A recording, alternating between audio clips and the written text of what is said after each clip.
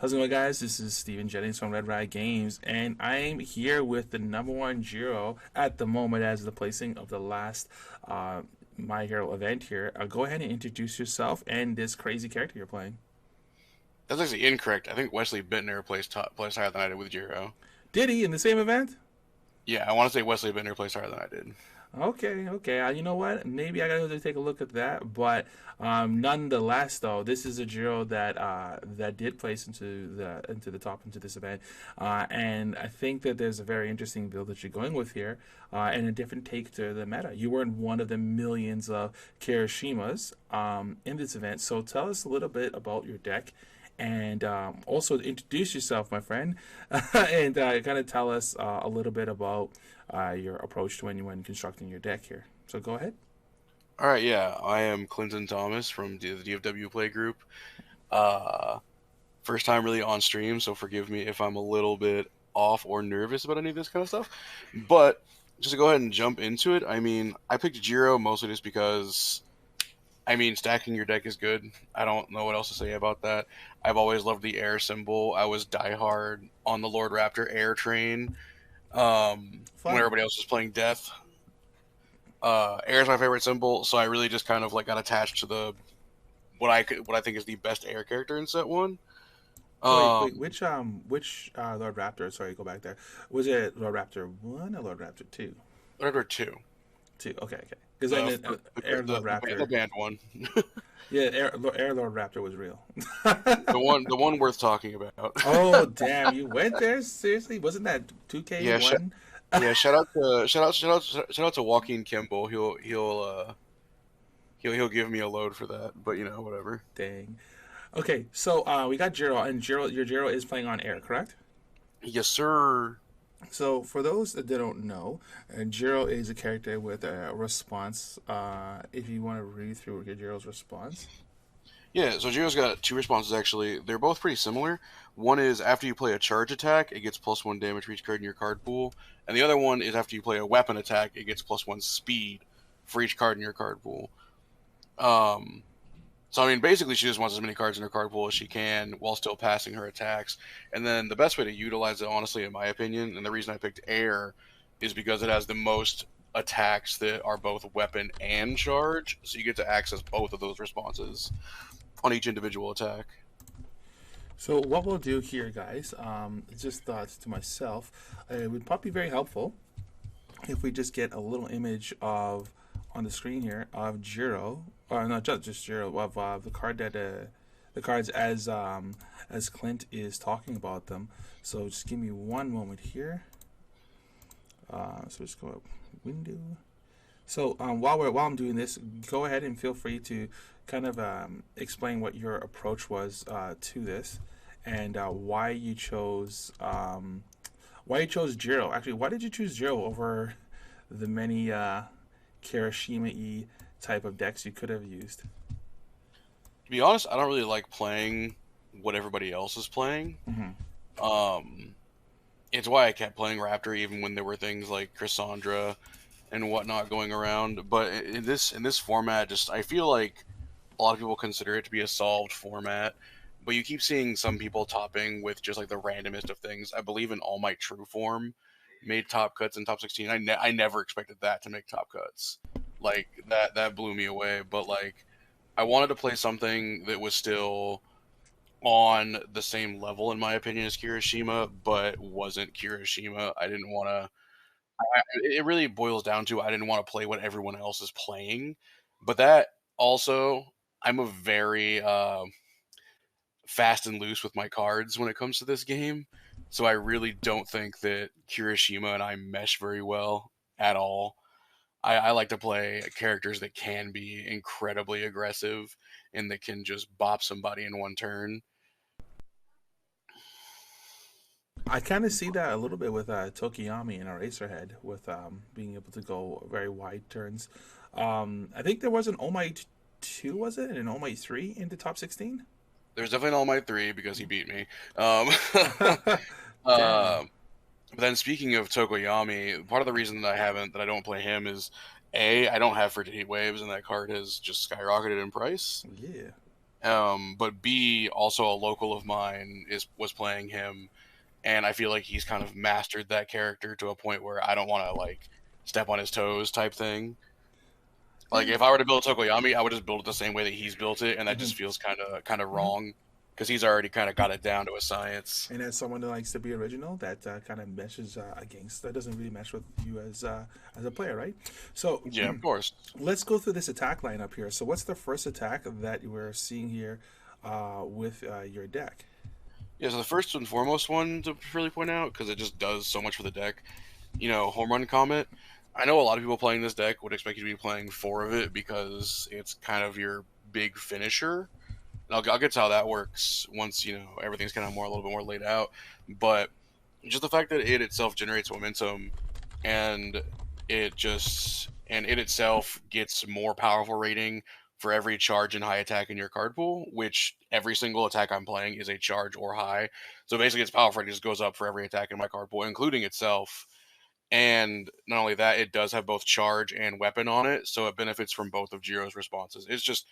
It really is just like that total package. And then, plus one mid block is nothing to not write home about.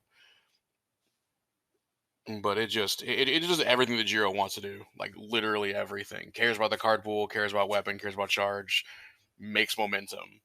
There's really not much more to say about Home Run Comet. Some people might be surprised as to why I'm only running two of it. Um, and that is because of the MVP card that I will get to at the end of the attacks. Because I don't feel like you need four of this card to kill somebody. I really don't. Most people play this as fours. I only play it as two because I don't need more than two. I have yet to see a Jiro deck that doesn't feature home run comments in it, well, of anyone that's playing off of air. So I definitely can see the charge and weapon effects going on there. So what's the next attack that you're playing in your deck? So I have two copies of Pillar Swing in here, and I'll be upfront and frank about it. I would definitely be playing one more of these if I had it. I was not the biggest believer of this attack, just because I like low to the ground, cheaper attacks to kind of build out my card pool. But as I played through the tournament, I realized I would definitely be playing three of these.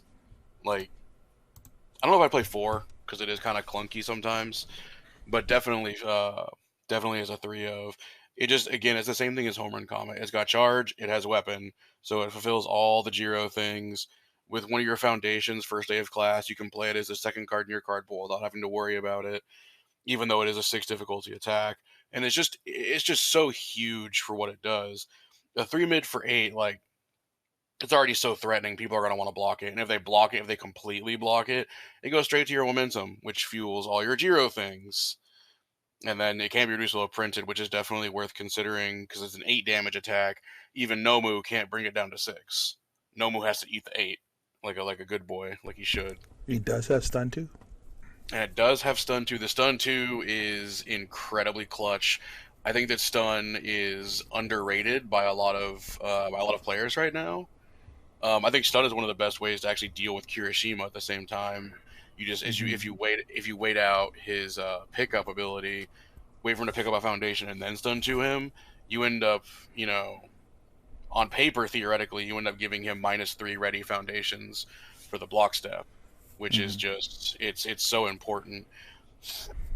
But just because the thing is so threatening, I had so many times during the tournament where somebody would partial block this instead of full blocking it because they didn't want to go to my momentum, and they'd eat, because I'm giving it +1/+1 at least with Jiro, they'd eat 5 damage on the partial, Mm-hmm. and that would be the difference between them dying that turn or not. And it's like, oh, okay, well, you can block it, it goes to my momentum, but then I don't have the damage to kill you. You can partial it, doesn't go to my momentum. I now have the damage to kill you. It's kind of like damned if you do, damned if you don't type thing. Mm-hmm. That card's sneaky. Yes, it is All right, insane. let's grab that second card. Oh, the third card. Sorry. Yeah, so I have 3 copies of Zero Gravity Lift. Just having a throw is super important in this meta because there are a lot of people who will try to bring it to like a grindy game where they'll just keep throwing throws at you over and over again, and they'll try to just whittle you down.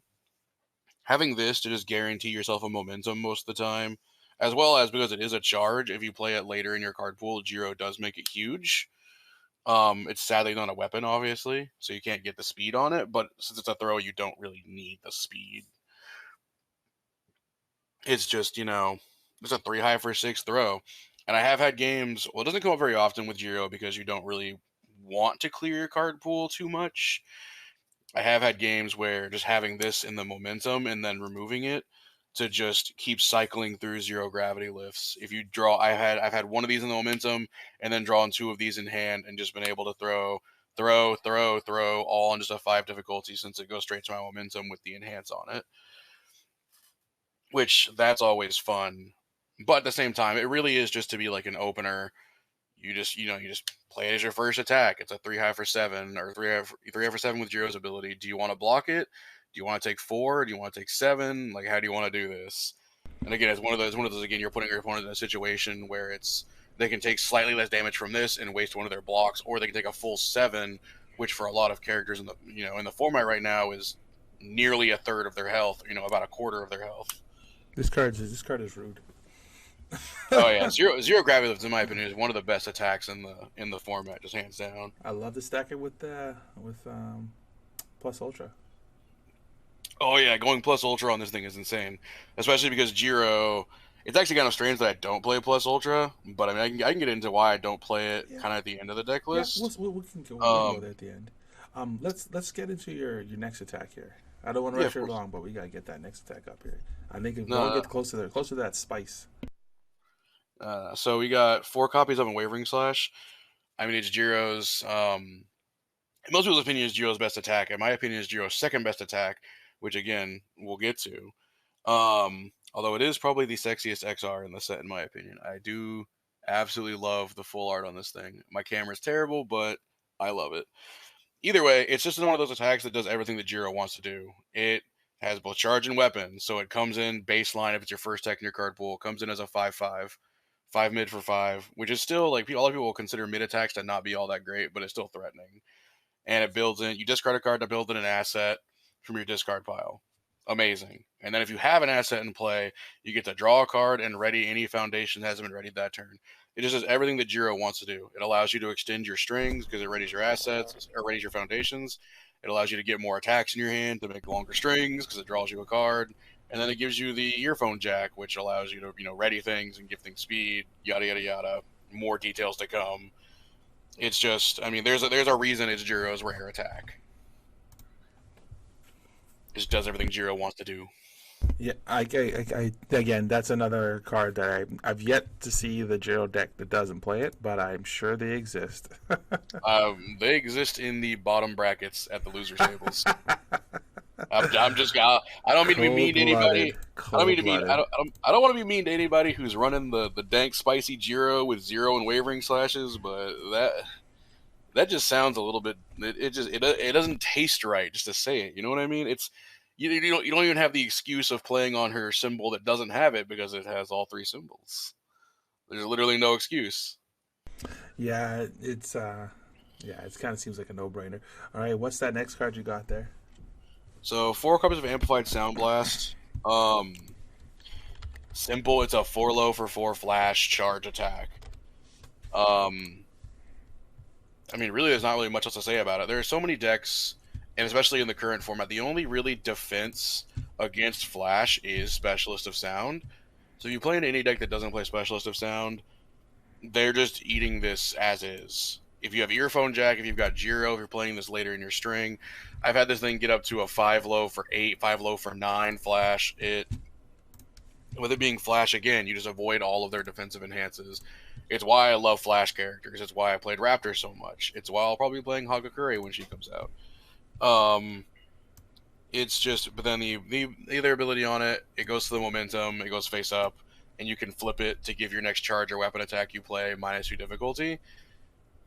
It comes up sometimes, but honestly, a lot of the time when I play this card, I'm killing with it.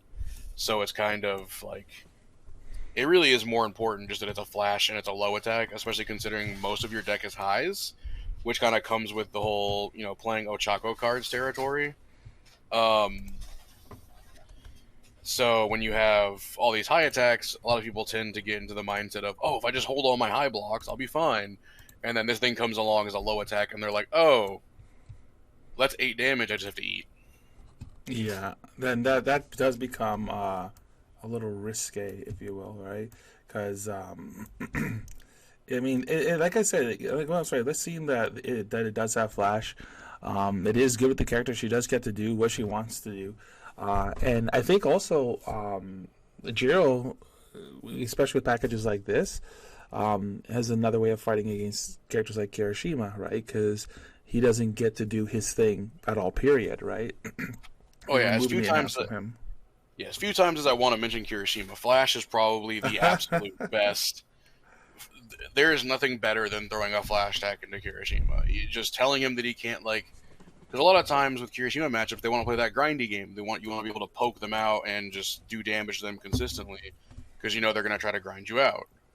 Well, if you throw a flash attack at them, not only can they not pick anything up to defend against it, they can't play any of their enhances to defend against it, but they also don't get to build a free foundation on your turn, so you're putting them behind in that aspect. It just does so many things to Kirishima's game plan. It's insane, honestly. And I think was it Pillar Swing that had the stun 2 on it? Yeah, Pillar Swing's got the stun 2 on it. Pillar Swing, like you were saying before, when you want to wait out the Kirishima picking their card up, right? You're gonna stun them too. Mm-hmm. After that, they're gonna block maybe. They're down 3 cards now, right? And then you can hit them with this with amplified sound blast. They don't get to pick up anything now. No neg on the damage. They just have to decide do I want to block this or not. And the later in the chain this card comes in, the better, right? Yeah, because this is a charge attack. It gets the benefit from Jiro's ability and just gets 1 more damage for every single card in the card pool, including itself. So I mean, even playing it straight up as the first card in your card pool, it's still a 4 low for 5, which is always going to be relevant. Yeah, I can totally see that. All right, so where is this the spice that's coming up? Is that the 2-check spice? Yeah, it's a 2-check spice. Oh boy. I know that there are some people who don't believe in this card, but I played it as a 4 of because I'm a madman, and even the multiple times of the tournament that I checked the 2 at the worst possible moment, it was not what ended my career. I will stress that so many times because I know people saw in the stream in Game 3 that I checked the 2 on the 6. That was not why I lost that game. I still could have won that game. The reason I lost that game was because of my mistakes, because of play strings that I misread. But the 2-check did not kill me. Do not be afraid of the 2-check. I have been afraid of 2-checks for so many years. All my life I've avoided 2-checks, and now I've finally come to see the light. I think I played Tornado Hold and Turbocharge. Which one's the charge attack? There's a charge attack that the Tango Man plays. And I was playing that in Tornado Hold in my Mega Man 3 deck, thinking like I had some spice. I was like, oh boy, there's 1s and 2s in this baby.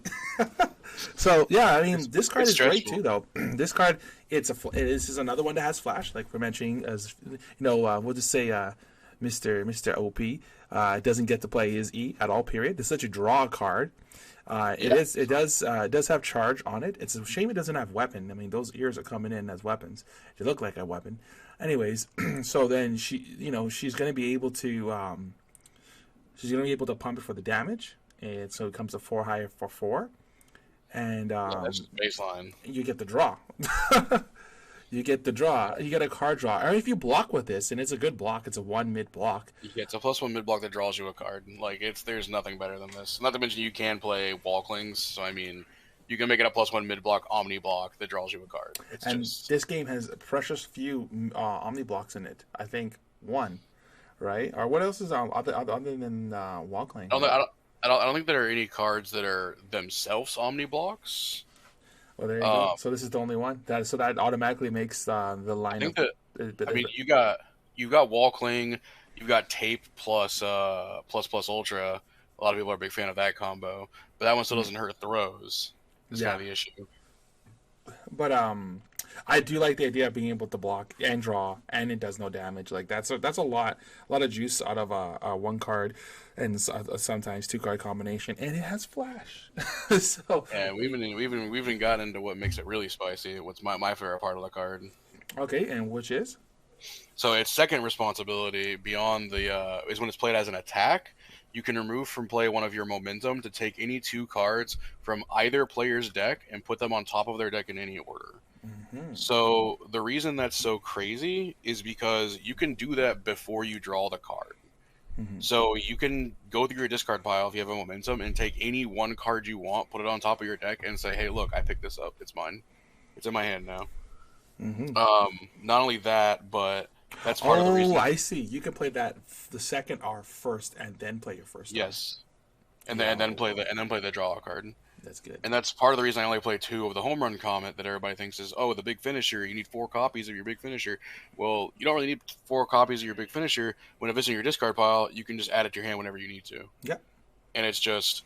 But another thing that makes this extra spicy, and forgive me, Sam Tate, I hit him with it to stack so many 3-checks on top of his deck. When you remove that momentum, a lot of people forget that you can stack things on your opponent's deck too. Not only that, but you can stack 1 on your deck and 1 on your opponent's deck. You don't have to commit to 2 to either side. Because it's an or. That's correct. Yeah, so the way it's worded, you can stack the card that you need, a home run comment on top of your deck, draw it, and stack a 3-check, or God forbid they're playing 2 checks, stack a 2-check on top of your opponent's deck and tell them, hey, now whatever you try to block next, you're checking a 2.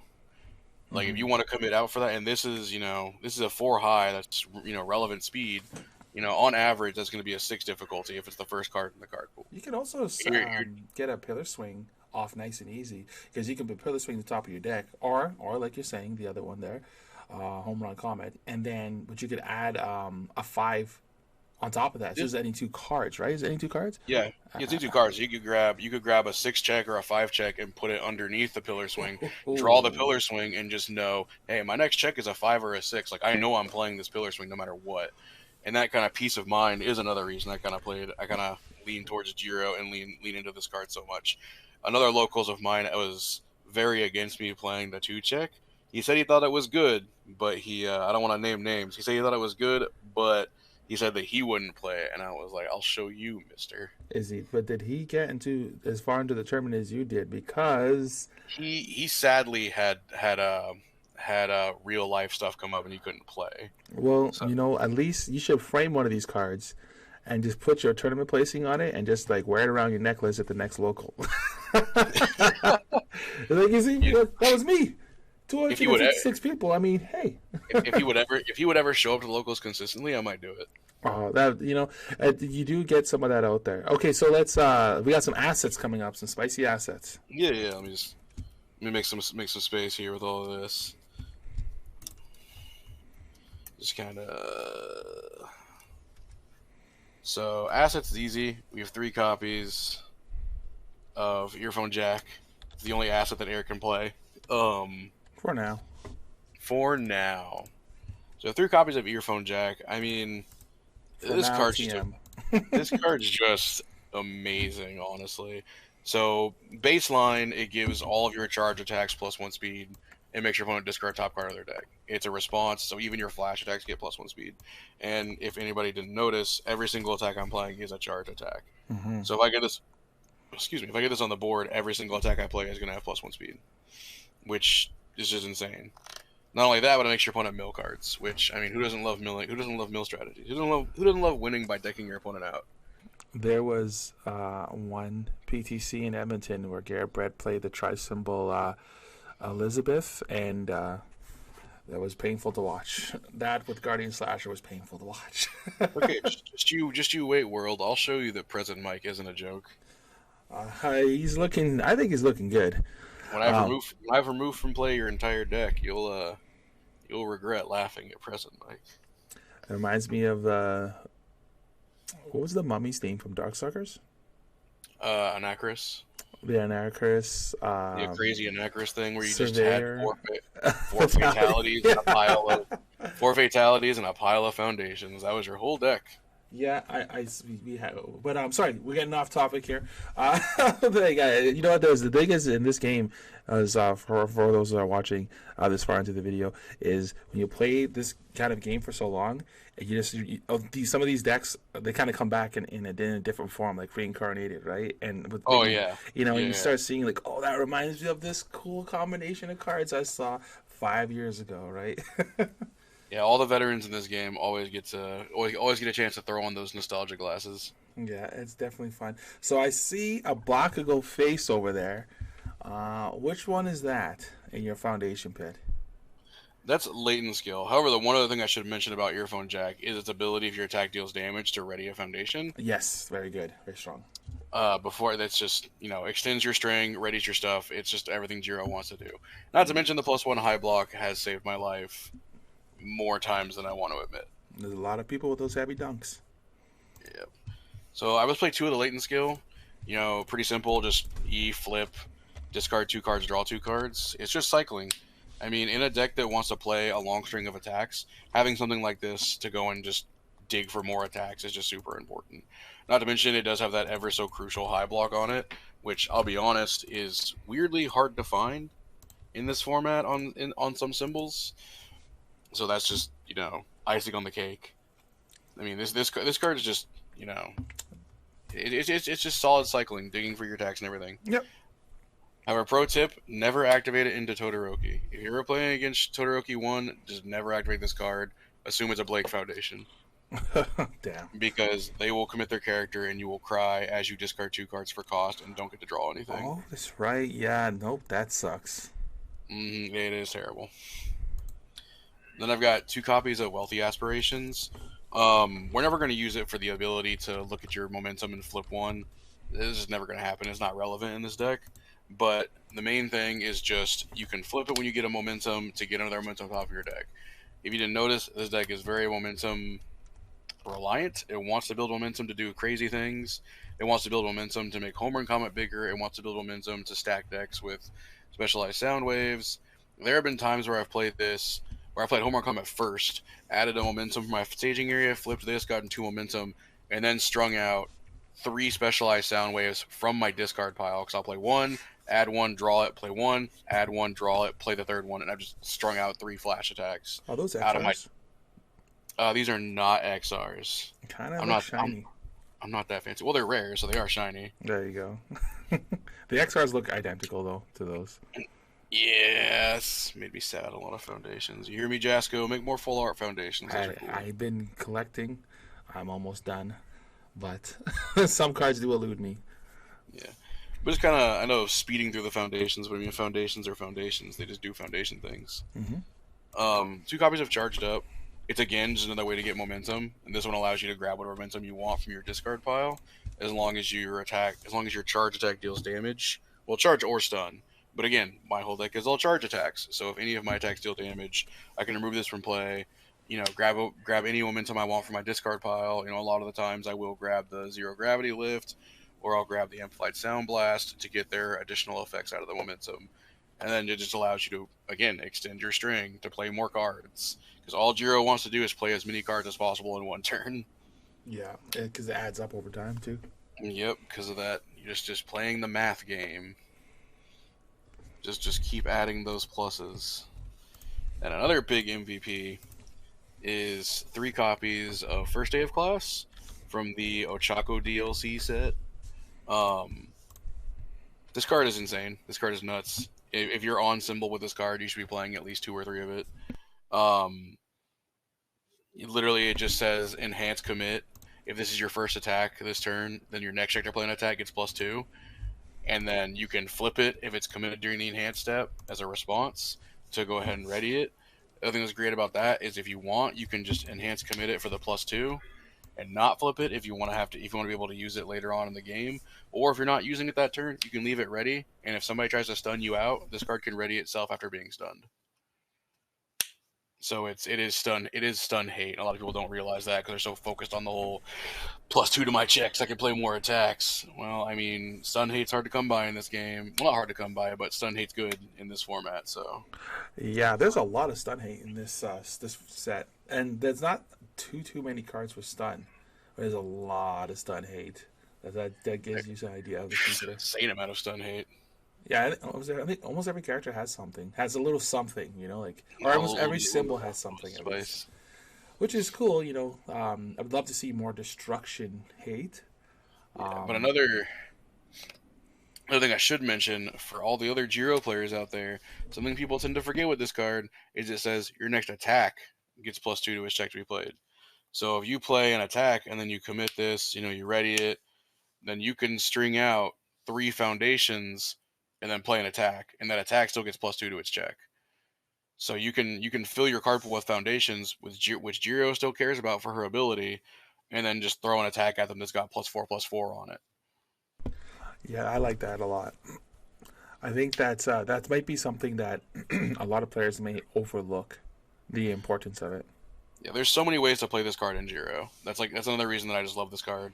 It's the same reason that I play the specialized Soundwave build because there's just so many options. You've got so many different strings you can do, and you've got so many different ways you can play the deck that you can kind of mind game your opponent because they're never going to see exactly what you're doing coming. It's a shame she doesn't share symbols with Momo. At least I that don't know. card doesn't, Yeah, that card would be per insane se. with Momo because Staff Strike is a thing. Yep. Staff Strike coming in for 4. If that card shared symbols with Momo, I'd be playing Momo. I'll put it that way. 'Cause I do play Momo. I'm just waiting for her to Get more really assets. get more weapons. New song, Meteor Smash. Oh god, yeah. In standard, she's insane in standard. But either way, not to get off topic again. 4 copies of specialist of sound. Sorry, I get all the special sound something cards mixed up. But specialist of sound, it's in my opinion likely the best non-specific speed hate in the current format. I don't think that any other card hates on speed as well as this card does. Um, just response commit after your opponent plays an attack, give it -3 speed. So it works on Flash. It works against Ida, who wants to force you to skip the enhance step, or wants to punish you for playing enhances. It just works against everybody. Like there's nothing you can do against this thing just coming in and saying, "Oh, your attack is slower now. Deal with it." This is like if you put a response on Girl Like Any Other, I think it's called. The one that gives enhanced -3 speed for a committal. This is like that, but it's a response, and it does get around a lot. Even it can get around other flashcards too. Yeah, that's the thing. Is like the Jiro. I did play a Jiro mirror match, and it really felt like a race to get as many of these on the board as possible. Mm-hmm. Well, luckily, in the Jiro mirror match, I opened 3 of these on my first turn Oh no! and managed to pass all of them. So it was kind of like this is my game to win because all of your attacks are 2 speed, all of mine are 5 speed. Other than that, we're playing the exact same lineup. Yeah. But then the other thing to mention on this that's especially important for the next foundation we're going to get to is when you check it, you can respond to reveal top card of your deck. Yep. That is revealed to both players, so it is very important that playing this card, that newer players, you don't always have to reveal it. So just know that if you're going to check that card anyway, and say you're building foundations, or if you're going to draw that card anyway, say if you're playing a specialized a specialist of sound or specialized sound waves, then there's no reason to go and reveal that card if you don't need to know what it is, because all that does is give your opponent additional information, and you want to give your opponent as little information about what you're doing as possible. Mm-hmm. But I can totally yeah, get that. That's I like how a lot of these decisions are made with that defensive and offensive plays in mind. So it really goes a lot into the thought process and brewing that you put into this deck. yeah, because a lot of it is it's very important to know that know that with this deck, and again, that's why I like specialized soundwave so much because it's such a good defensive and offensive option that if you get this card in your hand, you can really just sit there and say, do I want to play it as an attack and poke for damage, get momentum, draw cards, stack my deck, or do I want to play it on defense? I can block with it's a +1 mid block. I can pretty much block anything with it. And I'm going to draw a card on your turn, which gives me more defense. It's just this deck has so many ways. Again, it's just the fact that it has so many strings, so many ways you can play the deck to just do what you need to do to beat whatever opponent you're facing. Do the thing you need to do to win the game. But Definitely. yeah, speaking of the revealing top card of your deck, and probably the MVP as far as Jiro's Enhance goes, which we neglected to talk about at all so far, is Destined for Mainstream Success. It is literally just you flip it over and you say, is the top card of my deck an asset, an action, a foundation, or an attack, or a character card if you're playing characters in your deck and you want to draw a character. Then, if you're right, you add it to hand. If you're wrong, it stays on top of your deck. So we didn't talk about was Jiro's Enhance is her ability. She gets to look at the top 2 cards of her deck and put them back in any order. Then she gets to look at the top 2 cards of her opponent's deck, put them back in any order. That is different on webcams. On webcams, it is reveal top 2 cards of your opponent's deck just for technical difficulties. But if you're playing this in person, if you're playing this kitchen table or at your locals, it is going to be look at the top 2 cards of your deck, look at the top 2 cards of your opponent's deck, put them back in any order you want. You get all that information. You know all the checks. You get to reorder the checks. Decimation Success basically becomes flip draw a card, which is crazy for a 1 difficulty foundation. Yeah, jeez, I think that's yeah. Being able to hack the checks is just good. It's just good. Well, it goes even beyond just hacking checks. It literally just tells you your opponent's going to draw 2 cards. You're playing into All Might 3. You now know what those 2 cards are. Hmm. You get so much free information off of Jiro's Enhance, and it's why again I like the character so much because I can decide if I want to play a certain way based on what's off my deck. So many times I've played an attack, done Jiro's Enhance, saw 2 attacks top of my deck, and then said, okay, well we're not passing any attacks this turn. So I'll just play 2 more foundations, hold 3 cards in hand for Yeah. defense, and then say go. And knowing that I've now gone through some attacks, I've probably got foundations coming up for checks, etc., etc., etc., etc. It's definitely definitely strong. And you know what? Again, with Destined for Mainstream, is you do get the ability to just take a peek and see what maybe you might be checking next if you've already used Jiro's ability, and you can say like, oh, okay, you know what? I know I got an attack coming next. Oh yeah, of course. And if you're trying to pass, that last attack in your pool, this card can be amazing if you've got 3 or 4 attacks in pool and you just go, okay, flip. I'm gonna name attack. So now, no matter what, if it's an attack, you pick it up. You're now past that 3 check. So now you're making it much more likely that when you play that last attack on a 9 difficulty, on an 8 difficulty, whatever you're playing it on, you've at least eaten through 1 attack on top of your deck. And if you see a foundation, then you're like, okay, great, we're golden, we're going in, boys. Yep. And if you get really good at understanding the numbers in your deck, you can almost guarantee um, via math, right, that you're gonna probably see an Yeah. attack and then pick it up. This game is all about statistics. It's all about probabilities. The better you can predict what you're gonna check, the better you can play this game. Sausage numbers.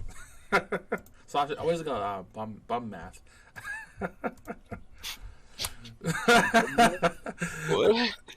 So there's the video that Toy Soldiers put out, and he called like when he was putting together deck, doing foundation numbers versus attack numbers versus actions assets, and then like kind of predicting what your first couple hands will be based off of math. He called it sausage math or bum math. All So right. it's kind of more funny Calgary esque humor. But when every time I think about this game and numbers, it's the first thing that comes to mind. So what's this foundation we got here? It's Arrogant Disposition from Bakugo's kit. Arrogant Disposition is a 1 difficulty +2 low 6 check. That's really why you're playing it, is because it has that magical 6 on the bottom. That magical 6 has come in as just. It is so important to have 6 checks in this deck. That is part of why I don't play the all variant that some people play of Jiro, is because having access to that 6 check is just. It is so magical. And not to mention, it does say enhance, commit.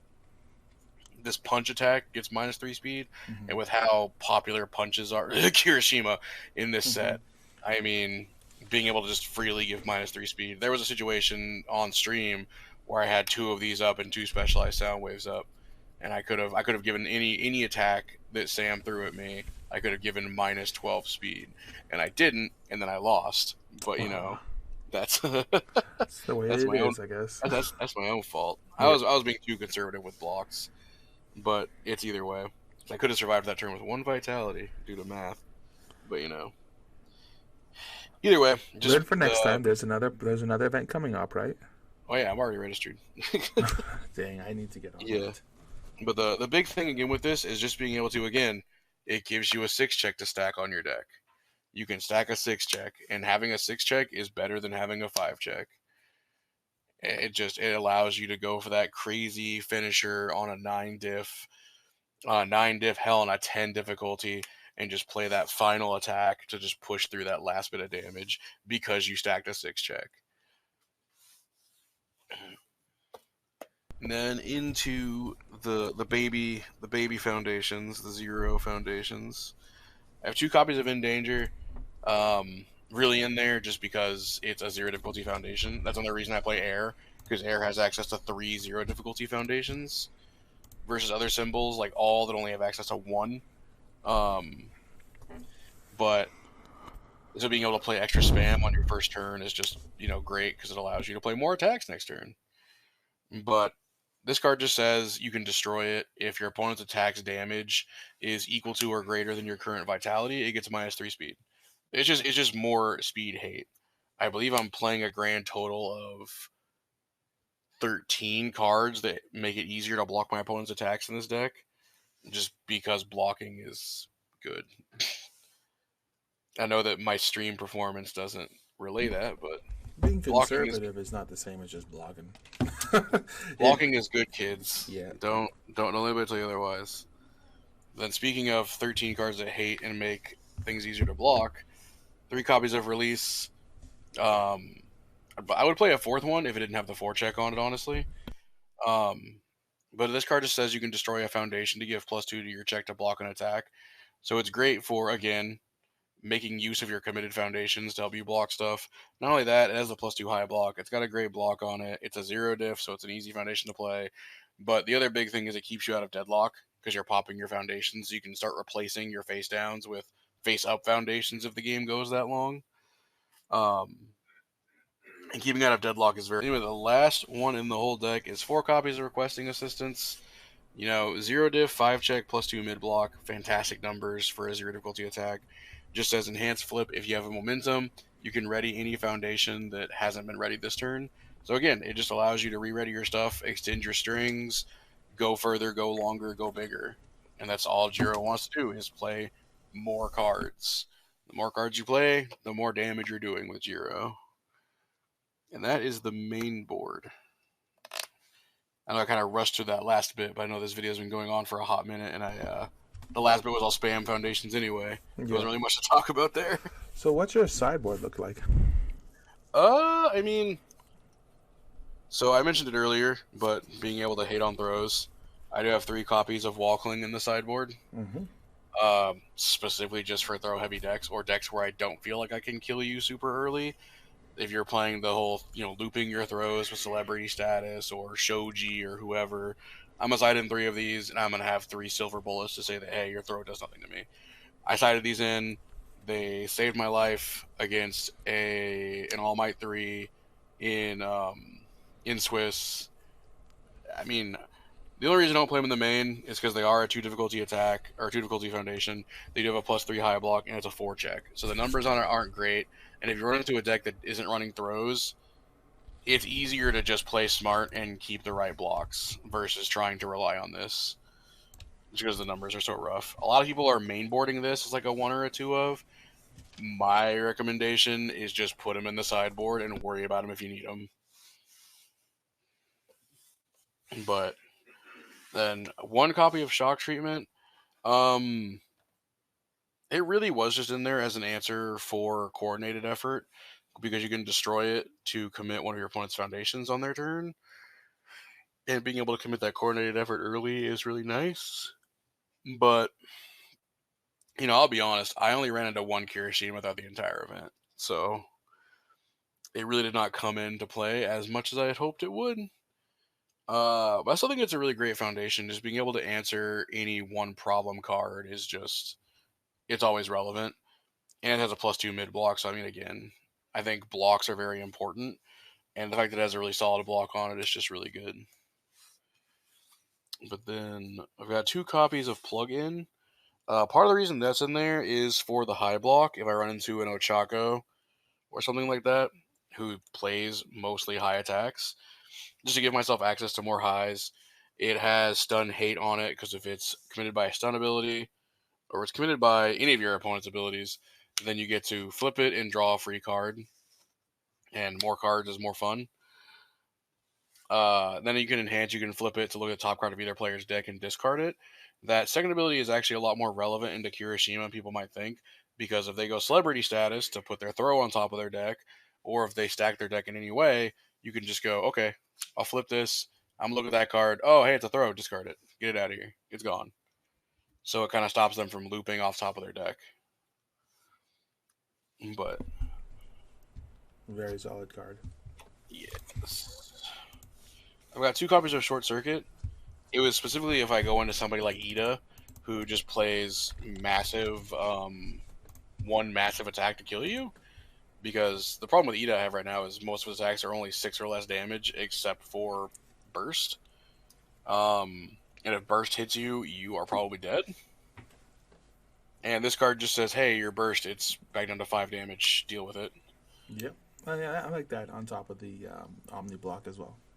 Yeah, I wish that it didn't. Well, the problem with the Omni block is at that point is the speed on that card is going to be like 15, and you're not blocking it. Or just the options, right? Like if you Yeah, yeah, of course.